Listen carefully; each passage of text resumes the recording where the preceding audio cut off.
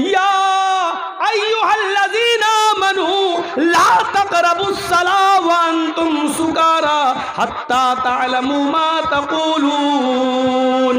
ऐ ईमानो वालो, ऐ मुसलमानों, तुम उस वक्त तक नमाज के करीब मत जाओ, जब तुम नशे में हो तो नमाज के करीब मत जाओ, और उस वक्त तक तुम नमाज ना पढ़ो जब तक कि तुम्हारे मुंह से जो निकल रहा है उसको तुम समझने न लगो, उसको तुम जानने न लगो कि हम क्या बोल रहे हैं, हमारे मुंह से क्या निकल रहा है। जब तुम उसको समझने और जानने लगो तब पढ़ो नमाज। जब तुम नशे में हो तो नमाज के करीब मत जाओ। किस तरीके से दिमाग का इस्तेमाल किया। अल्लाह ताला ने मोहम्मद रसूलुल्लाह पर आयत नाजिल की तो अल्लाह के रसूल ने जब ऐलान किया, दिमाग देखिए कैसे। सहाबा की नज़र में नमाज की जो अहमियत थी वो जानते थे कि नमाज की अहमियत क्या है। जब अल्लाह ने ये कह दिया और अल्लाह के रसूल से ये कहलवा दिया कि तुम नमाज के करीब मत जाओ जब तुम नशे में हो, तो वो नमाज के वक्त शराब अभी नहीं पिएंगे। क्यों? अरे यार अभी थोड़ी देर के बाद तो नमाज का टाइम हो जाएगा, अभी नहीं पिएंगे। अगर पी लेंगे तो नशा होगा, और नशा होगा तो नमाज नहीं। हम शराब के लिए नमाज छोड़ दें? नहीं। देखिए ये है दिमाग पर अटैक, इसको कहते हैं दिमाग का इस्तेमाल। अल्लाह के रसूल ने जब ये कहा तो अब लोगों ने छोड़ना शुरू किया, नहीं। और जब नमाज पढ़ के जाते थे, नहीं अब तो खाने का टाइम हो गया, घर पे पहले अरे शराब पिएंगे पहले खाना खाएंगे। अब जब घर पे जा रहे हैं, खाना खा रहे हैं तो दोपहर में कैलूला, यानी उनकी बहुत हद तक शराब छूट गई। यहाँ भी अल्लाह ताला ने शराब की हुर्मत का ऐलान नहीं किया, लेकिन कुछ देर के लिए रोक दिया। क्या कहा? तुम जब नशे में हो तो शराब मत पियो, और उस वक्त तक नमाज मत पढ़ो जब तक कि तुम्हारे मुंह से जो जुमले निकल रहे हैं उसको तुम समझने न लगे। अब तुम पढ़ लो नहानु नाबुदु मत, तुम्हें पता ही नहीं चल रहा कि हम पढ़ क्या रहे हैं, पता ही नहीं चल रहा है। एक रुकू के बजाय 2 रुकू हो रहे हैं, 2 रुकू के बजाय 2 सजदों के बजाय कोई 4 कर रहे हैं, कोई 1 ही कर लो, उठ जाओ। 4 रकात वाली नमाज 6 भी पढ़ सकते हो। दिमाग जब नशा चढ़ गया तो कुछ भी कर सकते हो। तो रोक दिया। अगर शराब पीकर नशा आ गया है और नमाज का वक्त हो गया तो तुम नमाज मत पढ़ो, क्योंकि ये गवारा नहीं है इस्लाम को कि तुम नमाज पढ़ने जाओ और कुरान की आयत को बदल दो। नमाज छूट जाए थोड़ी देर के लिए गवारा है, लेकिन नमाज पढ़कर कुरान को बदल दो ये गवारा नहीं। 80% लोगों की शराब छूट गई, जबकि जानते थे कि अभी हराम नहीं हुई है। पीते भी थे कुछ लोग, और जो पीते थे उनके लिए कोई बुराई, हराम थोड़ी हुई। लेकिन इन 3 आयतों ने 80% लोगों को शराब से दूर कर दिया। अब रह गए 20%। तो 20% लोगों के लिए देखिए शराब किस तरीके से हराम हुई। देखिए एक महफिल सजी, कोई शादी आदि की महफिल रही होगी या कोई त्यौहार रहा होगा, जश्न महफिल है, और उसमें अंसार भी मौजूद है और मुहाजिरीन भी मौजूद है। अंसारी, मदीने के अंसारी और मक्के के वो मुहाजिरीन जो हिजरत करके आए वो मौजूद हैं। जश्न मनाया जा रहा है और जश्न में शराब का दौर चलता है। यहाँ तो चंद सहाबा थे दावत पर अंसारी की, वहाँ चंद नहीं है, सब हैं। जितने अंसारी थे वो, और मदीने में मक्के से जितने हिजरत करके आए वो सारे लोग मौजूद थे। महफिल सजी थी, जश्न मनाया जा रहा था और जश्न में शराब का दौर चला। मदीने के अंसारियों ने भी शराब पी और मक्के के मुहाजिरीन ने भी शराब पी। अब दोनों शराब के नशे में धुत। हम बड़े बाप के बेटे हैं, हाँ, आस्तीनें तरने लगे। अब दोनों ही लोग अंसारी मुहाजिरीन को और मुहाजिरीन अंसारियों को बुरा भला कहने लगे। जो मुहाजिर थे मक्के से हिजरत करके आए वो कहने लगे हम तुमसे अफजल हैं, हमारी कौम तुमसे ऊंची है, हम कुरैशी हैं, हम मोहम्मदुर रसूलुल्लाह के खानदान से हैं। हमारे शहर में मक्के में नबी पैदा हुए। हमारा खानदान अल्लाह के रसूल के खानदान से करीब कुर्बत रखता है।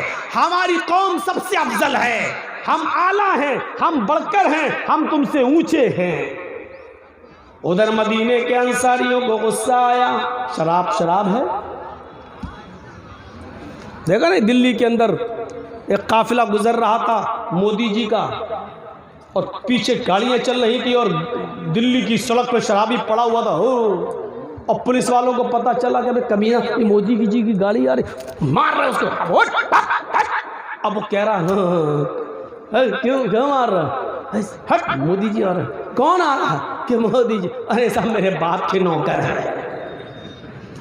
शराबी की नजर में क्या है? ऐसे ही कह रहा दिल्ली की सड़क पर, हट ये तो सब मेरे बाप के नौकर हैं। हो, और पुलिस वाले मार मार के खींच के ले गए उसको। मारने तो लगी नहीं रही उसको, इतनी पी रखी। उसको उठाया, गाड़ी में भरा, कहीं दूर, कहीं ऐसा ना होगी। तब जाके तो शराबी की नज़र में कोई बड़ी चीज़ नहीं होती। इधर मदीने के अंसारियों ने सुना कि ये अपने आप को बड़ा कह रहे, तो क्या कहा मदीने के अंसारियों ने, ए मक्के वालों चुप रहो, तुम हमसे बड़े कैसे हो सकते हो? भूखे थे, तुम्हारे पास खाने को नहीं था, हमने दिया। नंगे आए थे, फटे पुराने कपड़े पहनकर, पहनने के लिए कपड़ा नहीं था, हमने दिया। कुछ नहीं था, कारोबार के लिए खेतियां हमने दी, दुकानें हमने दी, रहने के लिए, सर छिपाने के लिए घर नहीं था, हमने दिया। तुम्हारे बेटों के साथ हमने अपनी बेटियों की शादी की। तुम फटीचर थे, भूखमरे थे, भूखे और नंगे थे, हमने तुम्हें पनाह दी। पनाह देने वाला बड़ा होता, हम तुमसे बड़े हैं। ओ अल्लाह के रसूल के कानों में खबर जाती है, मदीने के अंसारी और मक्के के मुहाजिरीन ने शराब पी रखी है, और शराब के नशे में ये लोग एक दूसरे से अफजल होने का अफजल के लिए लड़ रहे हैं, एक दूसरे से बड़े होने की लड़ाई लड़ रहे हैं। आय अल्लाह, मैं तो ऊंच नीच खत्म करने आया था, मैं तो जात पात खत्म करने आया था, मैं तो बिरादरीवाद खत्म करने आया था, लोगों को एक अल्लाह से डरने वाला बनाने के लिए आया था, तकवे की बुनियाद पर लोगों को अफजल करार देने के लिए आया था। आय अल्लाह, इस शराब ने लोगों को, मक्के और मदीने के लोगों को एक दूसरे से दूर कर दिया है। एक दूसरे को मारने के लिए तैयार है। नबी अकरम की सवालिया नजरें आसमान पर उड़ती हैं। आय अल्लाह, अब वक्त आ गया है, इस शराब के बारे में तू कोई हुक्म नाजिल फरमा दे, कोई हुक्म नाफिज फरमा। नबी अकरम की सवालिया नजरें अभी आसमान से नीचे नहीं आने पाई थी, उधर जिब्राइल अमीन कुरान की हुर्मत का यह ऐलान लेके आ गए, और कयामत की सुबह तक शराब को हमेशा हमेश के लिए हराम करने का नोटिस जारी कर दिया। या अय्युहल्लज़ीना आमनू इन्नमल खमरु वल मैसिरु वल अंसाबु वल अज़लामु रिज्सुम मिन अमलिश शैतान फज्तनिबूहु लअल्लकुम तुफ्लिहून। ईमानो वालो, तुम्हारी ऊपर शराब, ईमानो वालो तुम्हारी ऊपर जुआ, आए मुसलमानों तुम्हारे ऊपर बुतों के नाम पर चढ़ाए हुए चीजें, वल अज़लाम, और पासे के तीर, वल अज़लामु रिज्सुम मिन अमल शैतान, ये सारी चीजें शैतान की गंदगी है। यहाँ अल्लाह ने ये नहीं कहा इन्नमल खमरु वल मैसिरु वल अंसाबु वल अज़लामु हरामुन अलैकुम, ये नहीं कहा कि तुम्हारे ऊपर हराम है, बल्कि क्या कहा, रिज्सुम मिन अमल शैतान, शैतान की गंदगी है।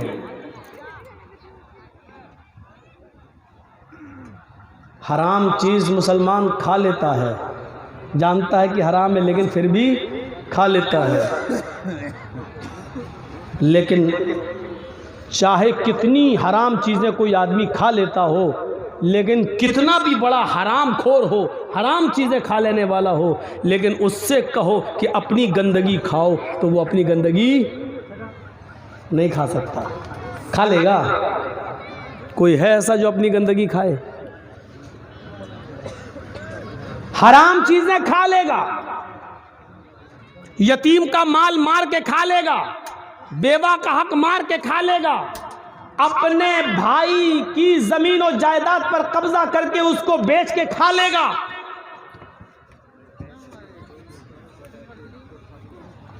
हमारी मां बहनें गलत काम करके अपना जिस्म बेचकर जो कमाई हासिल करें वो खा लें, खा सकती हैं। या हमारे नौजवान या हमारे माँ बाप अपनी बहन बेटियों को चकले खानों पर बिठाकर उनसे गलत काम कराएं और फिर उनकी कमाई वो खा लें, ये खा सकते हैं। लेकिन इतना गंदी कमाई खा जाने वाले भी वो अपनी गंदगी खाने के लिए कहो तो वो अपनी गंदगी कभी नहीं खा सकते। और जब अपनी नहीं खा सकते तो दूसरे की कैसे खा सकते हैं? और जब दूसरे की नहीं खा सकते हैं तो शैतान की गंदगी और शैतान का पायखाना और शैतान की गलाजत कैसे खा सकते हैं? इसलिए हराम का जुमला नहीं बल्कि रिज्सुम मिन अमल शैतान कहा है, ताकि लोगों को शराब की कबाहत और शराब की हुर्मत का पता चले कि हराम चीजें खा ले उसका दिल गवारा कर सकता है, लेकिन गंदगी खाने के लिए दिल गवारा नहीं कर सकता। इसलिए सुन लो, ये उस तरीके की हराम नहीं है शराब कि तुमने कोई हराम चीज मंगाई और खा ली, चोरी का माल खा लिया, डकैती करके और किसी का पैसा मार के खा लिया। ये गंदगी है, ये उस तरीके की हराम है जिस तरीके से तुम अपनी और दूसरे की लैट्रिन नहीं खा सकते हो तो शैतान की गंदगी कैसे खा सकते हो? इसलिए शैतान की गंदगी करार दिया। रिज्सुम मिन अमल शैतान, ये शैतान की गंदगी है। फजतनिबूहु, इससे बचो, लअल्लकुम तुफ्लिहून, ताकि तुम कामयाब हो जाओ।